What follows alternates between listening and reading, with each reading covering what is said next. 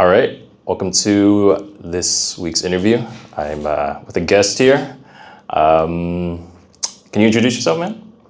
I don't know. I thought you were going to be asking me questions. Well, yeah, I am now. But how do you introduce yourself? What would you? So my name's Ian, Filipino Chinese. I've been living in Vietnam for the last 8 years. Set up my own company recently, and yeah, I'm now just trying to also be a content publisher, be able to set up my own thing. So yeah, this is one of those things that I'm also trying to learn. So thank you very much for having me on your show. Yeah, like we can talk about all the other stuff. Just yeah. Yeah, no, this is cool.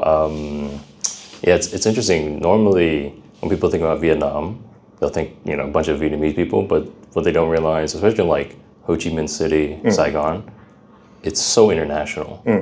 How much? And you'll meet Yeah. all ranges and different types of people Yeah. coming from here. Like, I don't know about you, but you said before that this was your first time to Vietnam, right? Yeah. So I first got here about 2009, 2010. So it was a bit less busy back then. It hadn't been on like anyone's radar back then. It was just some nice little Southeast Asian stop, like people coming in from Thailand into Cambodia and then up to Vietnam. But I really already wanted to move here. And Back in 2009. yeah, there's a lot of things happening here. Like I got out of the airport, this lady I was dating back then, she basically was like, "No, I don't want to move here." And I was like, "No, we're moving here." And she's like, "No, I don't want to move here." So we broke up. Yeah. And then the whole idea of living overseas. I've been living overseas. I think we talked about this before. I've been living overseas for what 20 years now. So like went through Beijing, Shanghai, Guangzhou, Hong Kong, the U.S. out here, and yeah, it's not small. Yeah. Like big would be like 100,000, 200,000 expats in one city. Shanghai was like that. Beijing was like that. But then small would be places like Cambodia, where you literally know everyone's name, every other white person or every other non-local. You'd probably like, "Oh, hey, first name basis, how are you?" Yeah. But over here, like, there are going to be large communities of French people, Italians, some Germans and Dutch people that I'd never met before. Like I'm the sort of guy who goes out and meets people, but like on a random Friday or Saturday, I'm going to be introduced to like 6-7 people I've never met before, and like surprised they've also been here for like 10 years, So there's like large pockets of foreign people. And it's only increasing as time goes on. Apparently, like I said, I only got here just this year. Yeah. And so when I was told about, like a couple years back, it was actually not as much, but as, different situations in other countries are not favorable in terms of prices or country situation, political stuff. They're starting to realize to move out. But I was wondering, so Filipino Chinese, you mentioned all the Chinese Chinese places or places you've been. Nothing in the Philippines that made you? No, nothing. Like that's because that's a big spot for a lot of expats and foreigners to also live in as well, compared to like Vietnam. There's a certain type of foreigner who wants to go there. So, yeah, it's not the sort of. So if you can imagine before, like Shanghai, Beijing, like there was a lot of energy. People wanted to go there. This is the future. 2008 Olympics, or 2006 was it? Yeah, I think 2006, like World Expo in Shanghai. Yeah, I'm gonna be there. 2008 Olympics in Beijing. I'm gonna be there. A lot of energy. People were happy. So you got a lot of young people who worked in the industry, people who just wanted to explore the world coming in. So back then, China was the thing. But I don't know, I grew up in a time when the Philippines was just full of dirty old white men, just like looking for some action, Yeah. And it's not something that is like lacking in other parts of Asia, but I think most people gravitate to the Philippines simply because the local chicks somehow are able to speak English. Yeah. Did you not feel the same like that in Vietnam? Was it like a different type of crowd, or? Oh, completely different type of crowd. Okay. Completely different type of crowd. Like so I used to play Gaelic football, Irish football, and the crowd in the Philippines, like we had a nice enough group of guys just playing football, but they were all in their 30s and 40s, which is fine. Yeah. There's nothing bad about that if that's the crowd that you're looking for. Just sitting down, having a few beers, which is good. But like the crowd here, which is maybe another point of like another topic to discuss, but the crowd here is like early 20s. Like they've never been to Asia, never been out of Europe before. First job, they become like the Irish economy is getting pretty expensive. Like you can't really live there and be comfortable. So people are looking for opportunities to go somewhere. Like Vietnam's like, oh yeah, $1 beers. Yeah, that's true. It's still even now. It's still the same. So yeah, like all of these kids, basically like 21, 22-year-olds, they're coming here. They're going to be staying here for 1 or 2 years, and they're going to be enjoying themselves, like having the time of their lives, just using Vietnam as a hub, going to Thailand, Cambodia, Taiwan this for a year, weekend. What year was this when you were saying all this? 2018. I moved full time to Vietnam in 2018. Okay. Like, and before then, I was coming here every year, once or twice a year, staying for 1 or 2 months. So I was already like in my head, this is where I wanted to be. Ever since 2010, yeah. Like I would just come back here regularly. So your main places were staying in like Shanghai and China during that time? Yeah, no, I moved to Beijing in 2001. Late 2001. Like I think it was December. Like I was some kid from the tropics, didn't even know what the fucking like idea was of winter. I thought I'd packed enough. I mean, there's no winter here either. No. But I went to Beijing dead of winter, December. Like I think it was like 2 weeks before Christmas, and then as soon as I got off the plane, like you could feel the wind just like hit you. So, camera shaking. Yeah, you could feel the wind hit you. Yeah. And then, we basically, me anyway, not we. I was in a taxi, sort of rickshaw, sort of thing from the airport. Like there were holes in the floor of the taxi, so like the winter air would come rushing in, and I thought I was already packing enough like layers, so I had like 3 layers on me and a thick jacket. No, it wasn't working. Oh, okay. So like that was my very first time to live overseas. Wow. That was back in China, right? I was back in China. Yeah. So because I was going to ask you, because I think you have a wealth of different experiences in living in different Asian countries. What was it like being here now in Vietnam, living here compared to what is like in, I guess, China? China. No, there's a lot of similarities. Vietnam's got like a long Chinese history. I'm sure a lot of people think that Vietnamese culture is basically just a derivative of Chinese culture, which in some way probably they're right, but there's also a very different way of living here. Like people are warmer, people are a lot more approachable, they smile more. I think it's the weather.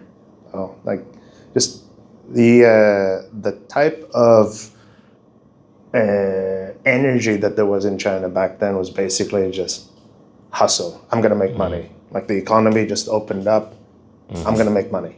So it was a very, very dog-eat-dog sort of situation. So it felt like even in the people as well, like were they like not as friendly or wanting to meet new people? Because I felt like here in Saigon, it's like it's more like a if you make friends, you can either talk to them frequently, hang out with them. Yeah, there was the Chinese back then anyway. Like back in 2001, Chinese were super friendly, super curious. They would be helpful. I mean, like they're still like curious about you as a foreigner. They literally just opened up back then. I can't remember when they joined the WTO. I think it was 1990 or something, 98. But anyway, they just signed the WTO. Everyone's like, welcome foreigners, come here, do business here. But there wasn't the sense of community that I feel here, case in point, like I lived in China for like 10 years, 11 years. I'm now not able to communicate. I don't know anyone in China. After 10 years of living there, how bad is that I don't know anyone that I can connect with? Hey, how you doing? Wait, was it something like, relations just fell apart a long time, or was it just like they were like very just like quick, like business relationships, so it fell apart, or was there nothing like deep interpersonal? Maybe it was like something wrong with my approach. Maybe I was the one who was not doing things right. But I also think it's because of the lack of open communication. I mean, like you can't text them on WhatsApp. You have to download WeChat. Oh yeah. Yeah, so that's one thing. And also back then, like you couldn't really access YouTube, BBC, CNN. Like even now, like everything is fully controlled. So you wouldn't be able to talk to people openly about things happening outside of China. And in China, like media is fully controlled. Like everyone's happy. Everyone's got a positive outlook on where the Chinese economy is going, about the Chinese government, which maybe there's something good about that, being able to force people into a positive state of mind. But here in Vietnam, like one of the things that I really appreciate, like people are able to discuss anything. Vietnam, yeah, the people still have access to Facebook. They read social media posts from other people with different opinions. You can have any sort of YouTube video, upload, view, whatever.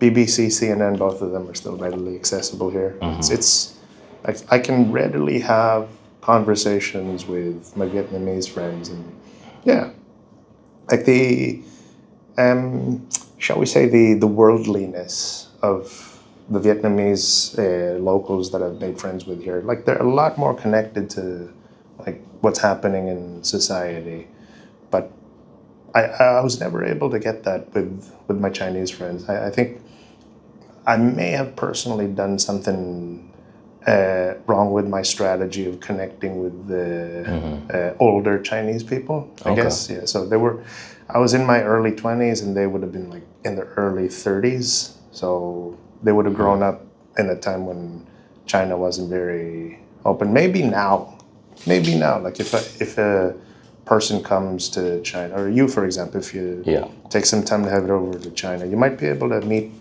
very worldly, very connected, highly cosmopolitan Chinese people. And like that's something I'd like to have as well. Okay. Yeah. It's always when you go to different places, they always have like different infrastructure and things going on in there. See, I've never traveled there, so my only worldview lens is probably just Vietnam and South Korea.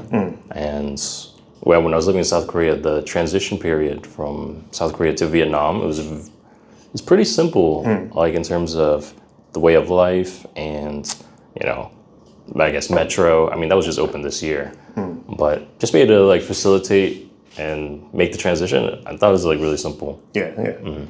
There's a lot of similarities in different parts of like East and Southeast Asia. Like you can easily jump between the Philippines and Vietnam. I think there's like 2,000 Filipinos in Saigon alone, and it's super easy to just like move. Like as a culture, anyway. Like as an overall style of living. Yeah. Like it's not that difficult. But when you move to a more controlled place like China, it's not. It wasn't a very easy thing for me back in 2001, especially back then. There was no Google. Translate, no Google Maps, nothing. Like you didn't have reviews, nothing. So everything, like you would be bringing a fucking paper book, like Lonely Planet. Where do we go? How do we eat like roast duck? Yeah. Dang. So actually, there's a big differences when you're moving at least to Asia. Is I think a lot of people who might be watching would be coming from like Western U.S., Canada, and parts of Europe as well. It's probably like the pricing differences. And so, curious for you, been here for how long have you been in Vietnam? 2018. So what is that? 8 years? Yeah. Okay, so you've seen the price, the changes in price, the inflation up and down. Yeah. So I guess if we were talking more, well, first we'll go into more specific numbers. For example, for you right now, for your current lifestyle, what do you currently, like, rough estimate? What's like I'm spending way too much on booze, man. Oh, really? That's my single biggest expense is food and beverage. food and beverage. So my apartment, I guess that's the first thing people are going to be wondering, like when they move here, what sort of costs are they going to? So my apartment is about 15 mil. Okay, so that's for everything. 15 mil. Okay. For everything. So I have a 2-bedroom serviced apartment. It's already got furniture, bed sheets replaced once a week. Cleaning lady comes in once a week. I've got 2 TVs, air conditioning in every room, 2 bathrooms, and it's like 15 million. Yeah, internet, electricity, water included. Oh, okay, yeah, that's everything you could think of. The only thing missing would be like a personal chef. 15 million, so that's like roughly around, that's like 550. I'd say about 650, 612. Okay. No, it's like 680. 680. Around 680. Okay. Dollars. Okay, and that's for your rent. And now in terms of, I know you mentioned before, beverage and food is like your biggest biggest thing. What do you think you're looking at in terms of pricing? Fuck, man. Last night, like, shit. We went to this. We went to this. You should publish that. Shit. Yeah, might as well. Yeah. No, we went to this Italian restaurant. No, I knew it was a high-end, like, Italian place. Like, a glass of wine was like 180K VND. Yeah. So what is that? Like, it's like $6, $7, $8. Yeah. About $8. And I was like, shit. This is not my normal night. And at the end of it, we ordered like 2 mains and 2 entrees. It was like 1.6 mil for 4 drinks, 2 entrees and 2 mains. So 1.6 mil VND. It's not horrible for a date night. Yeah. Which it was actually quite like reasonable. Quality of food was good. But that's not, my normal thing. My normal thing, we'd probably be eating along here in Pham Viet Chan. But let's just take in the factor, let's say like a month. Because there are times a year in a month, you want to have a nice time, go on a date night. Yeah. So if we were to factor those in, because I think that's just normal, especially if you're living in, the cost of living isn't as high. What are you thinking about in terms of like month for you? So like if you're a young guy or a young girl. I'm saying for yourself. No. Like when I was thinking about like when I was the very first year that I was here, I was keeping a budget, and I was looking at it. I'm spending like $150, $200 per weekend on alcohol. Oh, okay. So that's you. So that's a month. Every week. Every weekend, yeah. Oh, every weekend. Yeah. Oh, so not weekday. Okay. So 200 like maximum, like $200 a weekend. So you're looking at $800 if you're like going at it hard just on alcohol. If you strip that out, you're going to be spending maybe, if you're like going on a splurge, you're going to be spending maybe 300, 400 VND for food. And this is not high end, but this is not like street food either. You're going to like restaurants. Maybe go to like a mall and there's like a nice, maybe like a buffet here and there. Yeah. So 300, 400 VND per day. What is that? 2 mil for food per week. And what is that? 8 mil VND on food per month. And then housing is 15 mil for everything. Transpo, if you get a bike, I'm spending maybe about $2 a week on gas, and then I get my bike serviced every 3 months. That costs about $300 VND. Wait, $2 a week on gas? Yeah. And you're using that bike every day? Yeah. Okay. Why? No, because I'm looking back, because I remember when I was driving, when I had a car, driving back home States, it's easily, every time I fill up the tank, that's easy like $70, $80 a week. Yeah. And that's That's I'm like I'm driving because I'm using the highway every single day to drive down. But yeah, at 70, $80 a week, we're using $2. $2 a week. $2 a week. And this is like we're driving to and from the office every day. It's not like I have a motorbike. I can have 2 people on it. It's not going to be like it's not going to be the safest way to travel, but it's like half of the country travels anyway. Yeah. Oh fuck, man! Yesterday, there was this 12 bike pileup on the highway. So we were coming in from Taudien, the expat area. We're going up the bridge, and then suddenly everyone in front of me just like suddenly stopped. Like, shit, what happened? So I hit the brakes and like, what's happening? Like bodies everywhere. Oh. Yeah. Like bodies. Well, I don't know if they were dead bodies. There was no blood. There was just a lot of random personal equipment on the bridge. Okay. So I was worried. I thought you literally meant like a guy's. Oh no, like just like broken bones and shit. Yeah. No, there was a guy with like a gash on his face. I remember that much. But like it was just like there were like 4 or 5 people here and about like 7 or 8 people on this side, just like struggling to get their bikes to the side of the road just to make sure like traffic would still flow. But it can happen like that. Yeah. Yeah. That's true. So like motorbikes, cheap, but not necessarily. But there's a cost to it as well. Yeah. Traditionally. Do you see those accidents happen often here in Vietnam? Like the whole 7 years you've been here, like how frequently have you seen it? Man, I've seen at least 3 dead bodies. Oh, really? Yeah. One of them, not too far from here. There's a roundabout with the McDonald's at the end of the highway. And there was one morning I was driving in, doing my usual U-turn, and there was a body on the ground just covered with, I don't know, some bed sheet, something, and there was blood oozing out of that place where his head was supposed to be. And you're like, crap, and you're like driving, and then suddenly you see bits of like, so like, was that him? Yeah, was the ambulance already there? Or somebody just casually somebody just casually put like a bed sheet on him. I thought that was like the emergency or the no. Like it would have been pretty fresh, probably within like 2 or 3 minutes of it happening. Like, yeah, like there was there people like just surrounding, or was it just this is just gonna cover it up? Let's just move on our day. Okay, it was like a small group of like maybe 4 or 5 people around him. I don't know what happened there because there was no other bike. There was no other car that stopped. So probably some sort of hit and run situation. Oh, okay, interesting. And you've seen 3? I've seen 3. So that was one.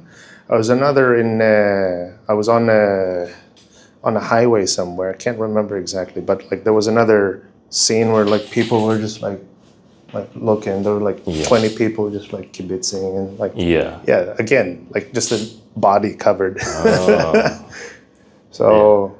not. And okay, funny.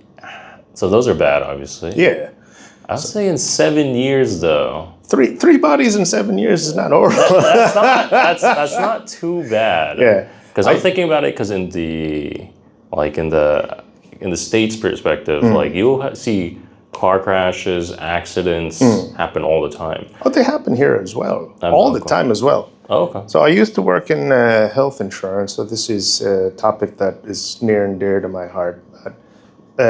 Southeast Asian traffic accidents don't necessarily kill you, but they will break your bones. So if you don't have health insurance here, and like that's most people, they don't think like they need health insurance. They're just going to get like travel insurance, whatever. It doesn't work like that. Like you're not going to be covered on travel insurance if you live here. So yeah, we have a lot of these claims where people just fall off the bike. They get like very severe road rash. Okay. So that's gonna hurt. Yeah. Right. I can imagine that. That's gonna hurt. But it's not going to put you in the hospital. Yeah. Like you're going to be able to show up to work tomorrow. You're just going to have a lot of like gravel in your face. So it's probably a recommendation to get health insurance because you've seen the accidents. I mean, it's all, I guess, everywhere in the world, especially if you're kind of come live or move here. I mean, which just makes sense, especially because you don't know the full landscape of the whole country. Especially when you're like coming in from Western Europe in particular, where everyone's got like medical cover, like they feel very, very secure about it. At least Americans, any other country that has like shit healthcare anyway, they're gonna be like, oh yeah, I need medical cover. So yeah, they try to get some type of health insurance, and we do insurance as well. We do like one of my partners anyway. He does health insurance. We can help people for that individually. And that's the thing, right? I actually found out recently that not a lot of people know you can even get Vietnamese health insurance, especially as like somebody who's just coming here, maybe on like a 90-day visa or tourist visa, or even I actually talked to people on like the TRC. They didn't even know they can get like health insurance, or at least like Vietnamese health insurance. Yeah, man. Because there's always that assumption, like, oh, I'm not a citizen, or I'm not a. No. That's not. I mean, I found that out myself personally. Yeah, that's not true. Did you already get a policy? No, I didn't get one but before I actually went to the agent, health insurance agent. I don't know the name of it, but he was actually explaining to me the whole process, and I was just telling him, oh man, this sounds nice and all, but you know, I'm not a citizen. I'm only on my the 6-month visa, and he's telling me that doesn't matter. Yeah. I was like, what? It's one of those big things. People like in Europe, you cannot get health insurance cover from the government unless you're an actual resident. It's not necessarily the same here, because you can get a private medical policy even if you're not a resident. So as long as you're spending most of your year in Southeast Asia, you will be able to get some type of medical cover, private medical cover, not from the government. But then like government shit is pretty cheap anyway. But so you're saying, so in terms of that health insurance, it's not like the international ones, right? Is that the one you're talking about? There's a bunch of... Or you can actually get like the same ones local people do. You can get the same ones that local people do. That is also an option, but I don't recommend that because that's only going to limit you to cover in Vietnam. And if you're looking just to get what the locals get, you're essentially going to limit yourself to a claim of like $5,000 maximum. So for a Vietnamese local, that would be pretty good. They're okay to go to a hospital, talk to a doctor that speaks just Vietnamese. If you're a foreigner, that's not gonna fly. Like talking to a foreign doctor, an hour, not even like a 30-minute consult, it's gonna cost you about $60, $70. So that's like 1% of your maximum claim gone. Oh, okay, I didn't know about that. Yeah, and then a night at a hospital, like an English-speaking hospital where the nurses can communicate with you instead of just jabbing you with like more drugs. At least the nurse is going to come in and explain, hey, we're going to be putting in something into your IV. You're going to feel a bit of dizziness, whatever. That's like $100 a night to stay in the hospital. And this is a shared room. Okay. So if you want like a private room, like 150, 200. Yeah. Okay. So it's a difference in quality depending what type of coverage you get for that specific thing. Yeah. Okay. There's a lot of diagnostics here are cheap enough. Like, so for example, you can get an STD check for $900K at a local clinic. They're going to give you like a full suite. You can get a cancer check for 1.5, 2 mil. Okay. You can get your annual physical for 2 mil.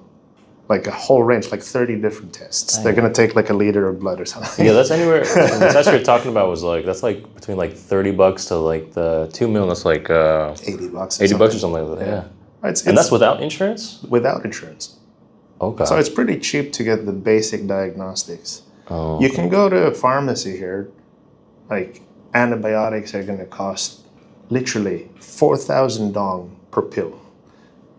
Like. That's insane. That's nothing. Yeah. Like you can get like any sort of basic stuff here over the counter without a doctor's prescription. Just tell the pharma lady. I feel I have a cough or have a headache. Give me Percocet or something. Like, no. Some medications that would be more, I guess, you need doctor prescribed, at least back in the States. But here it's more, I mean, you could just buy it. I think the one thing I couldn't get was, that's why I had a stockpile of. So I'm like losing a little bit of my hair. So I was trying to get either minoxidil, minoxidil and finasteride. Yeah. But I heard it's pretty difficult here to actually, but I think it is over the counter, so you can just buy it. But I actually don't know where. Yeah, so I think some pharmacies might have it, where you can just buy it straight up, but others it's much more difficult. Yeah. So there's like some stuff you can or can't get. Yeah, there's like places. So meds have different categories. If it's a controlled category, then like the bigger chains are probably not going to give it to you over the counter. But perhaps this is too specific. Like there are certain drugs that you can only get from overseas by order. You have to specifically buy that from overseas to ship it in. Otherwise, it's not available in the open market. Like cancer drugs, for example, or liver enzymes or something. You can't get that easily here. You have to order it from, say, Thailand or Singapore. But for most other things, like minoxidil is probably going to be available in one of those mom and pop shops. This is one of the things I really think Vietnam has a big opportunity for. So like pharmacies, there's only two reasonably big chains here. Pharmacity and Long Chow. Okay. So they're trying to consolidate the market in terms of pharmacy sales. So most meds in Vietnam are still sold in hospitals. You will go to a hospital, get a doctor's checkup. Doctor's going to say, here's my prescription. Go to the pharmacy in the hospital. So you're going to be buying your meds at the same place that you get your checkup. And then you're going to be like, oh yeah, I'm just going to go back to the hospital and get more meds. So like the vast majority of meds here are at the hospital. But there's a change now where pharmacies are going to be popping up everywhere. And the range of medicine is going to be able to cover like 80% of most shit. So cough, cold, pharmacy. Headache, fever, pharmacy. You just go in one spot to get most of it, huh? So it's not going to be, they're not going to have like the more esoteric types of meds. You probably need to go to a hospital. You probably need to go to a hospital. Get to that. Yeah. Okay. And you're still going to need a prescription. Oh, okay. Like for you, for example, like, just chance it. Go like there's like a Long Chow and a pharmacy here. So like they're within like 3 minutes of each other. 2 minutes. Yeah, I mean, here's the thing is, I was just expecting to get some type of serious illness because that was my expectations because I was. Well, when you move to Vietnam, you're gonna get cancer. Or? No. When I meant serious illness, I'm talking in terms of like, I don't know, like a migraine or some type of stomach virus or something like that. Maybe in the food or I don't know, just the air or something like that. But coming here, I haven't gotten sick. It was keep it that way. Yeah, I don't know what it is. Maybe the immune system, but at the same time, I guess it's just more about getting the body adjusted, right? Because I did remember there was time when I first got here, my first week, I got this like random like massive headache. I didn't even know where it came from. Probably the air or something. Yeah, I was thinking it has something with the air, and I just nowadays everyone uses AI, so that's why I was like, why do I have this random headache? And I was just explaining my situation, and it was just because it made the quick move. Let me just readjust, and it was just like a readjustment period.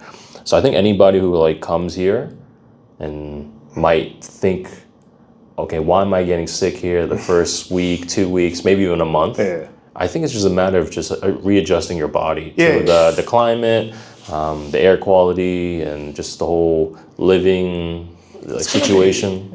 It's gonna be like that anywhere. I will bet you. Fly to Bali. Within the first 2 days, you're gonna have the runs. Yeah. You're gonna every location is going to have their different like microbiomes or the bacteria available in the food. So like people from the Philippines, like my friends and family, when they come here, they're complaining about like their Yeah. they're having the shits basically. Yeah. And it's like food's gonna be different, and most probably like Westerners are gonna be the ones that have the weirdest reactions, because like even in the U.S., you were probably eating like a mix of different types of food, right? Like you're not sticking to just like meat and potatoes. Yeah, there's a mix. Yeah. So you're gonna have different types of food available. Like when you were growing up, did your family serve like traditional Vietnamese stuff? Yeah, there's some traditional Vietnamese food, but you know, a mixture of also like American fast food, stuff like that as well. That's the best type of mix. Like you get a different vegetable here, you get a different type of sauce over there. But over here, there's like even every now and then, like you go you go to a street vendor, you're like, you've never seen that food before. You've been here for like 8 years, you try that food, and then 30 minutes later, you're like... You're on the shitter. Yeah. Yeah, that's the thing. It's a mix. I would say... Actually, someone told me this, is that my fear was always about the street food, just because I've never been a big street food type of guy, just because I'm always thinking the food's out in the open, insects and stuff. But I talked to a guy who's been living here for like, 2-3 years, and he told me the street food is actually more safe than potentially the ones in the restaurant, just because apparently I guess he's saying it's like more fresh. Is this guy the South African guy that you were talking about? No, it was a different guy. Okay. But the ones in the restaurant, they just put in the back, and then whatever happens. I don't know if that's true, but that's something that's there's something to be said about that. To be said about that. So, I don't know if you know Anthony Bourdain's show. Yeah. So Anthony Bourdain made this lady famous, the lunch lady. The lunch lady was about 30 seconds away from one of my previous jobs from the office. I was like, oh yeah, moved to Vietnam. I'm gonna try Miss Lunch Lady. Go there. It's what I expected, like small plastic benches. She would like change her menu every day. So you go there every single day of the week, you will get something different, which is good. You get variety and shit. But one of the first times I went there, I was immediately like, I had this what the fuck moment. Like, was Anthony Bourdain also experiencing this? There were like massive rats like scuttering around just like 2 feet in front of me. Oh, really? Oh yeah, I was sat down on one of those plastic chairs. Miss Lunch Lady, give me today's special. And then like, fucking Remy from like Ratatouille like pops up like, yeah. Like, this isn't like, am I in a fucking cartoon right now? How long was this ago? This was before she died. Oh, so, Lunch Lady died. So I don't know that. I don't know. I know Anthony Bourdain, but I don't know the. Yeah, Lunch Lady. I think she was like. I think she died like maybe 3 years ago. Oh, okay. So this is around like 3-4 years ago. Yeah, when you were trying around COVID, maybe. Yeah, but when I first got here, I was going there. Like, eventually accepted the fact that she's just going to be serving food with rats running around. So maybe other famous places are also going to have, similar lack of basic hygiene. But then she's street food. At the same time, she's also famous, and she has like semi-permanent facilities. So she's not just street food, really. Yeah. I think it really depends, because that's the thing is I came during this time, so maybe it is better now. But I don't know what it was like, a long time ago. Maybe it was similar. I've had so my favorite street food by far in Asia, Thailand, by far. But Vietnam's a very, very close second. And the quality of street food here is just good. You can go where do you live again? Like D2? It's in Dalton, yeah. Okay, so you can go to D1, D3. There's Turtle Lake over there. Every night they're gonna have like 40 different vendors. You will have your choice of food, like any type of street food that you can imagine. Like, you just walk around, like do a sampling. I brought my family there before. Like my 2 cousins and an aunt and uncle, they came over. Nobody had any issues. How's the quality? Pretty good. Pretty good. Okay. It's like Nice. it was not made fresh. It was like pre-cooked. So like they would just like heat it up on their charcoal grill or whatever. But it's still pretty solid. Okay. They've got this bapsao, like roast corn, like stir-fried corn shit. Yeah. That's pretty good. That's always a nice treat. I've never gotten sick of these reheated things, but about 2 weeks ago, there was a big scandal because like 70 people got sent to the hospital because they went to this famous, popular banh mi place. I don't know how you trace that. Like 70 people are like starting, like throwing up, having the shits all of a sudden. Like they all go to the same hospital. How do you trace that back to the same banh mi place? Yeah. But yeah, like even a popular restaurant, they're gonna have issues. Yeah. It's really. I think it's always good to just stick to the ones that are locals. I think the best advice I got on this was just eat wherever the locals eat. Yeah. And then unless you're one of the 70 people. Yeah, that's true. That's true. But I think that's a rare thing, right? Oh, super rare. Super rare. Okay. I think that's why it got like publicized a lot. Oh, because it doesn't happen. It doesn't, like, mass poisonings don't happen there. Like I guess one of the things that if we're talking about food safety, food hygiene, like one of the things that I don't like is meat quality. Because you can go to, like you said, a restaurant. They're going to be probably buying meat fresh daily, which is good. But if you're going direct to the market, like you will notice that the wet part of the market, a local market, not a supermarket, but like a local market, the meat section will not have any type of refrigeration. So you're going to have dead cow, dead pig, dead chicken sitting there for like 8 hours. Oh. So they're probably coming in at like 3 a.m, bringing like a whole carcass, just chopping it up. Okay. Yeah. People are going to start coming in at 6, 7, which is good. Like meat is going to stay fresh for like 3-4 hours. Okay. But then by the afternoon, it's a whole different thing. Yeah. Like they still keep the same fucking pig trotters. They've got like a whole hind quarter of pork. Got a whole chicken, no refrigeration, just like a small fan with like straw, just like trying to scare away the flies. I haven't seen that part of that. Have you not seen these? Oh shit, man! No, because I actually don't really go to the like local supermarket.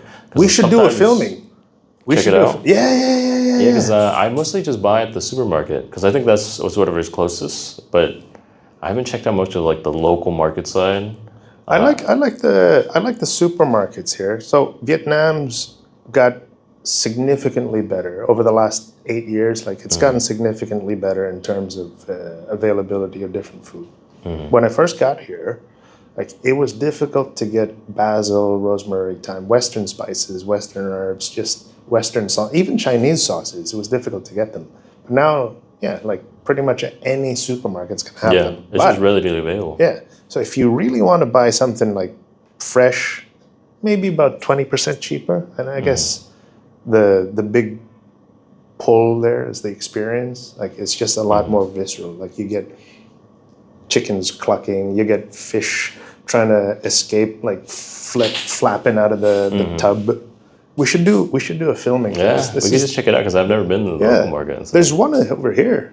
There's one over. It's actually like super fascinating. Oh. Like you can go in there, order a fish.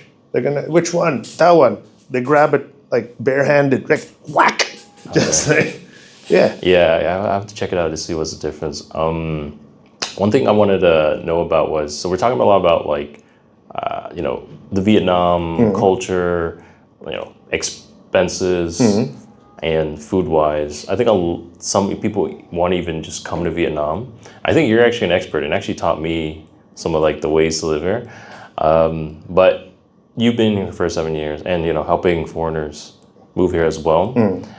What are some of the ways in terms of visa options foreigners expats can actually come live here? If you could do like a quick summary. Yeah. What are the options they have? Is this like a promo from a company or? Well, if you have if there's a good way. No, so different ways that foreigners can come here. Yeah, the most popular one, tourist visa. Like a lot of countries, I think there's like 25, 30 countries now where you can just come into Vietnam visa free.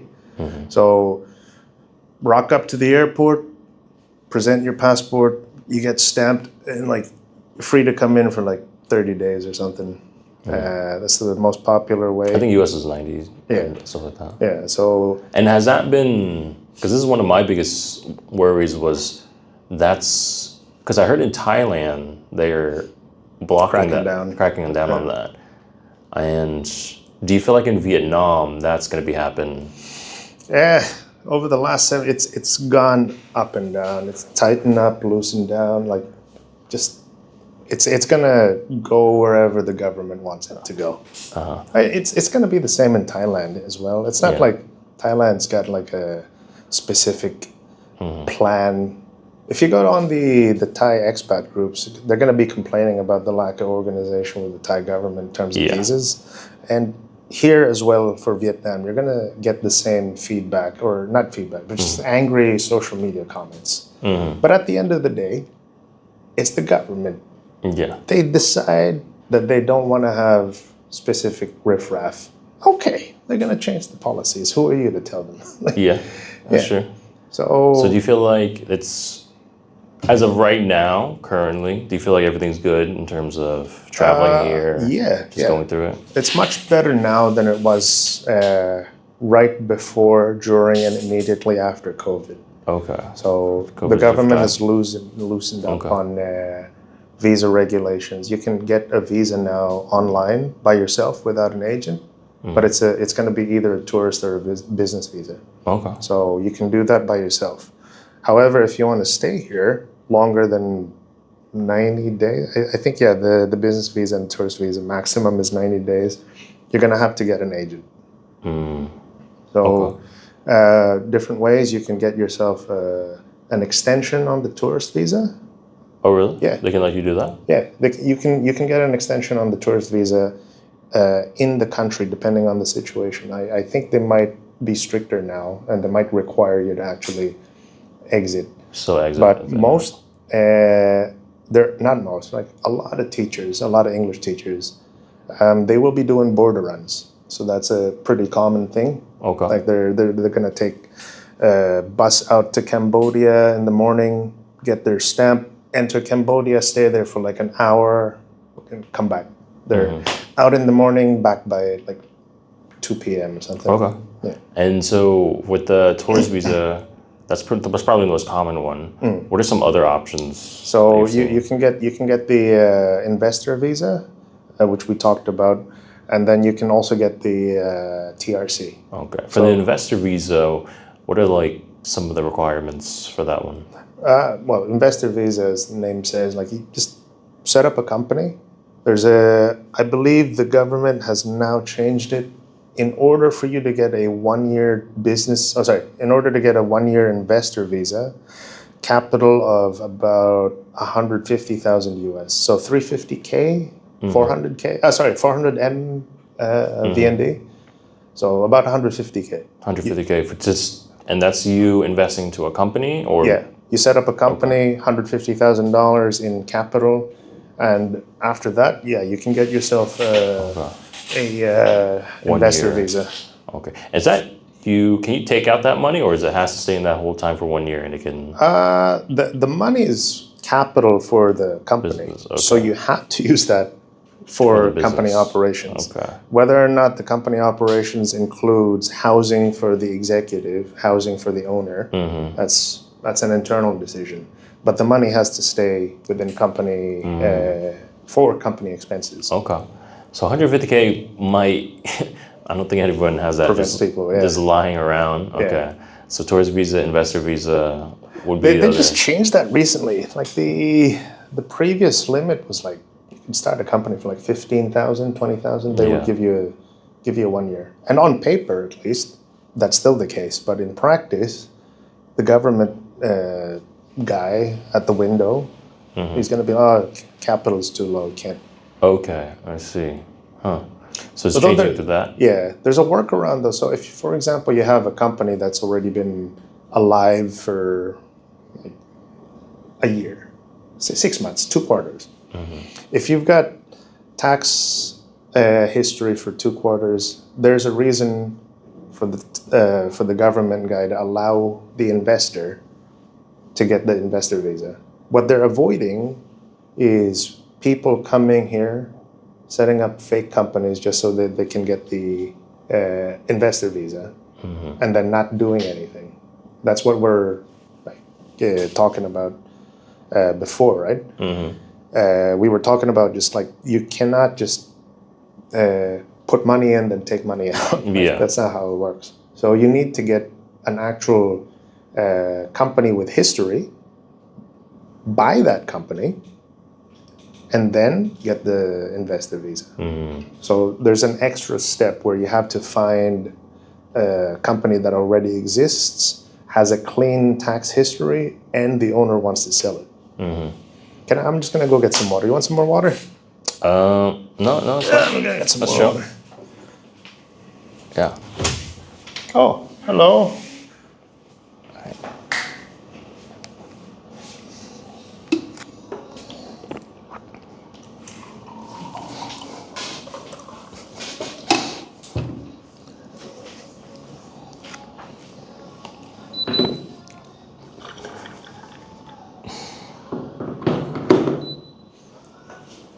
Yeah, you can just edit that out anyway. Yeah, that's cool. Yeah, the much better. Now the investor visa, you can get that if you buy a company that already has history. Yeah. Just find a local seller or use an agent who has a stable of companies that are supposed to be for sale. Okay, so they have that. Okay. So And then so the investor visa, that could be an option if people want to go down there. And I think it's if somebody who actually wants to start a business, or maybe they have more leisure time, they're trying to figure out what exactly things they can do, and if they really like Vietnam and want to live here, I think that is a potential option. I'm working on a new product now. This might be a bit too premature, but I'm working on a product now where there's going to be. I don't want to divulge too much. Okay. Sign an NDA. No, there's basically, I'm going to try and find a solution for people to come here and within 2 months be able to move to Vietnam with all of the papers already set up. So how I'm planning to do that is by setting up companies that will run anyway, but they're designed to be moved to a owner-operator. Okay. If that owner-operator is Vietnamese, fine. But if that owner-operator is a foreigner, then that allows the foreigner to have the DT4 investor visa. Oh, okay. Interesting. So the aim is basically to set up small companies that will operate anyway. So convenience stores, laundry, interesting. photo booths. Yeah. And I guess would you say the final visa is kind of my visa? Is the VQ visa? Not yet. Like you get the TRC. Oh, TRC. Okay. Yeah. So the TRC is for people who want to stay here longer term. It can be like a spouse visa TRC. It can be like an employment visa TRC. So if you're working here, if you have an employer, they can get you a temporary resident card TRC. That takes about 3 months to process, 2 to 3 months to process. Yep. It's a lot of paperwork involved. Yeah. Need to get your work history, police clearance, all of that shit. So it's pretty much have a company sponsor you to come here. You definitely wait 3 months for the paperwork, and then you get your TRC. Pretty much. Yeah, it is possible for you to come here even before you get your TRC. It is possible to come here and work, but you're going to be working on a business visa while they're processing your TRC. Okay. And then... Yeah, and then lastly, the VietQ option. If your family's Vietnamese, you can come here. I believe it's like maximum 6 months at a time for 5 years total. Yep. Yeah. Yeah. That's the visa I'm on currently right now. Yeah. And I think it's kind of an upgrade from the tourist visa. But even then, I just function just exactly because in terms of like bank account, phone number, and all that stuff, it's pretty much exactly the same. Right? I mean, you can easily, like, what are the different, maybe a good way to chunk it down would be like, why do you need a visa anyway? Like, where do you spend most of your time? If you're going to be spending most of your time in Vietnam, get a Vietnamese visa, like a long-term one, TRC, invest visa. If you're the sort of person who wants to jump around the region, lots of interesting shit to see, just get a tourist visa.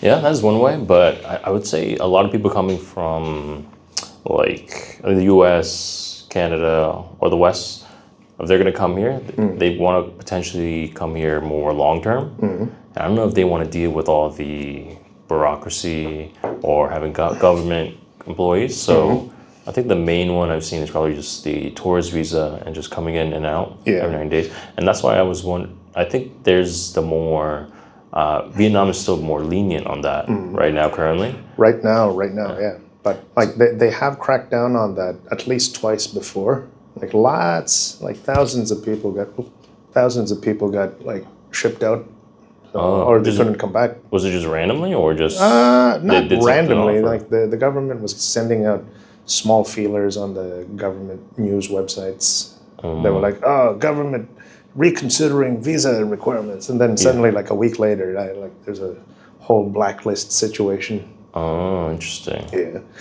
No, because I've heard stories of people living here for like 10 years still just doing that. Yeah. So if you're gonna be staying here long term, the best way is set up a company or find employment, or set up a company and be an employee of that company. You don't have to stay here as an investor only. You can be the owner of the company and hire yourself. Or you can even, if you have a specific service, you can get your customer from overseas, sign a contract with a local company, and then have that company hire you specifically for that project. And you need that specialized skill. Yeah. I'm assuming, yeah. Okay. A specialized skill that will address the business requirement. Yeah. So Brian Company from Georgia wants to do shit here in Vietnam. Talks to Ian Company. Ian says, okay, I can do this for you, but I need a specific person with a special set of skills. Oh, who is it? Brian. You got the special set of skills. Why don't I hire you so that I can fulfill the order from Brian Company? Okay. Yeah, I've noticed it's, I think there are different options. I think it depends on whatever your potential skill sets, your goals, or if you really want to live here long term. I would say the only thing is, we probably have to be done pretty much by the book. Because I've noticed, and this is the biggest thing I've heard, is like the Vietnamese government does not like mess around at all. No. They really want to I've heard that through all aspects because there's so many scandal stories recently with people trying to do like selling like fake products or pig butchering. What was that one? Is that a romance scam? Yeah. Okay, I haven't heard that one, but I've heard there's like certain celebrities doing like selling these supplements, and they're putting like fake ingredients, but the government's been cracking down on that. There's been a big crackdown on that recently. Like I was talking to one of my partners in food and drug importation. He said like we don't want to bring in any more shit. Yeah. Not in 2025. Like there's too much heat happening. It's like, what happened?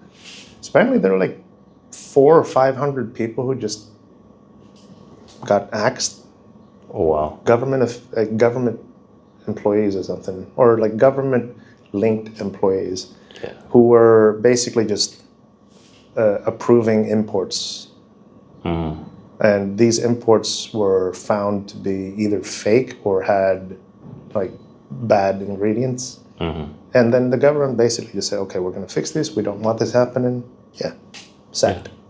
Yeah, that's the thing. That's the one thing I noticed here is like the government doesn't play around. Especially, I heard maybe like many years back they were more like lenient as like trying to like restructure and everything. But now, I think they're getting more serious, especially because now the advice and things I got was because they're wanting to be more known internationally, to be more Safe, recognized and safe, and have more people come in and actually, hey, this is like a good like country and good living situation. Yeah. Right. That's a thing that I really respect about the Vietnamese government, how they've been able to maintain stability over the 50 years?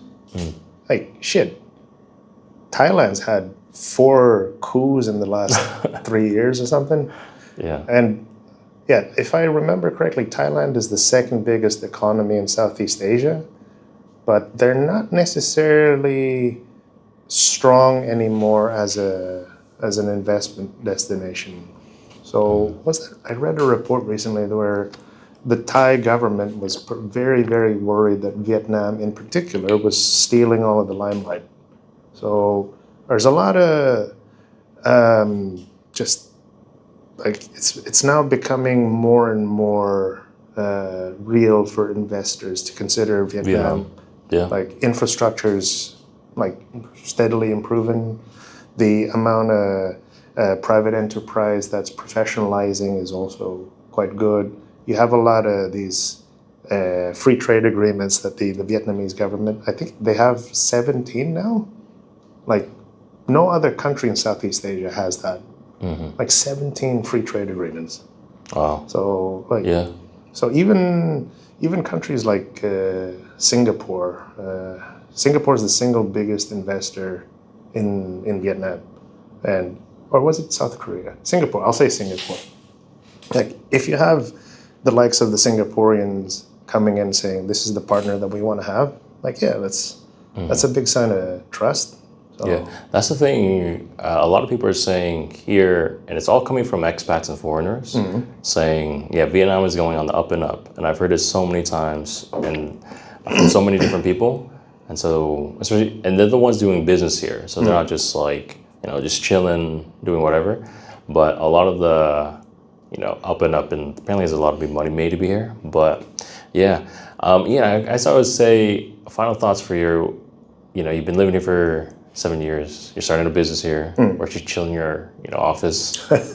For you, what's like your big plan or big goals next for yourself? Man, so many things. What's like the biggest one? I want to be able to, well, for a business owner, for a new business owner, this is my 4th attempt now at business ownership. In Vietnam? In my life. Oh, in your life, okay. So, as a business owner, like I've been able to make mistakes before, and I just don't want to make the same mistakes with this company, or at least if I'm going to be making mistakes, I want to make completely different new mistakes, like learn from your previous fuck ups, Yeah. But yeah, get better staff, hire people I can depend on. I've actually got a call later with a lady who is asking for help with making sure that you've got the right things measured on your system. If you don't measure performance, then it's not going to improve. So it's like Kobe, for example. You think Kobe got there just by like throwing free throws up and like not making them? No, he wanted to make like 10 in a row or something like that, or maybe 100, or shoot at least 1,000 3 points during until they practice. finally got it properly done. Yeah. So the main goals for you is for your business is to just hire properly, make sure everything's smooth, and give it the best chance of operational success. Hire properly, make sure that we document everything, so that for 2026, all of the partnerships that I've set up, all of the contacts that I've had chats with are actually going to come together and become some type of hub, because that's what we're trying to do here. Like United Consulting. We're trying to be the hub for businesses. We're not gonna pretend we're the best at everything. I hate that, man. Like when companies say, "Oh, we're the best at everything." No, you're not. No, you're not. Like you're just outsourcing. I know for a fact, motherfucker, that you're just outsourcing your services to another company. So at least here, we go straight up and we're honest. Like we don't do everything in-house. We have partners that we trust, and these partners are business owners as well. I'm a business owner. My partners are business owners. Our target audience is business owners. We don't want to deal with like large multinationals who have like billions worth of investment. Like that's not the target market. I want to talk to people who are running the show, trying to build a dream, trying to make their business plans like work. Come to reality. Yeah. Yeah. And I'm sure like you've got a few other people like on your like interview pipeline who are going to be in the same way. Like yeah, they're always like starting businesses and trying new things. I think that's the big thing about in Vietnam, at least in I've noticed in Thao Dinh, and I think also in District 1 as well. In these more, I'd say, I guess wealthier areas, is that there's also that hustle here, and people are actually like entrepreneurial, doing things, trying different stuff, and building business in Vietnam, or at least internationally, maybe staying here as a hub and then trying to work. I think like exporting, importing is like the biggest one I've heard. That's quite big. It's becoming quite an operation here. There's next week I'm going to be meeting up with this gentleman that I met through a common friend. He set up his own sourcing company, and there's still no Alibaba equivalent in Vietnam. And I guess probably it's never going to get to the same level of sourcing database as Alibaba. Like China's just big. Yeah. But Vietnam's got like less than a tenth of the population. So you're gonna have small fragmented databases. And this guy, he set up a database. I want to work with that type of guy. Like he's a go-getter. He wants to be able to get his network of factories put together into one place. And for me, I want to get my network of business owners who have their own services together in one place. So nice. No, man. No, that's definitely it. Well, you know, E-Man, I want to say thank you so much, dude. This is awesome. Second episode. Yeah, you know, you gave so much information. Especially, I've learned some new things. Especially somebody who's been here for 7 years. So yeah, well, look, appreciate you guys for checking out the interview. I think it's United Consulting, right? United Consulting.Asia. United Consulting.Asia. And if you guys want to check out Ian's United Consulting.Asia, you know, if you want to come move here, he's the guy to go to because he's been doing it for a long time and he's seen the ins and outs. But appreciate the interview, and yeah, I'll see you guys next time. Cool. Cheers, man.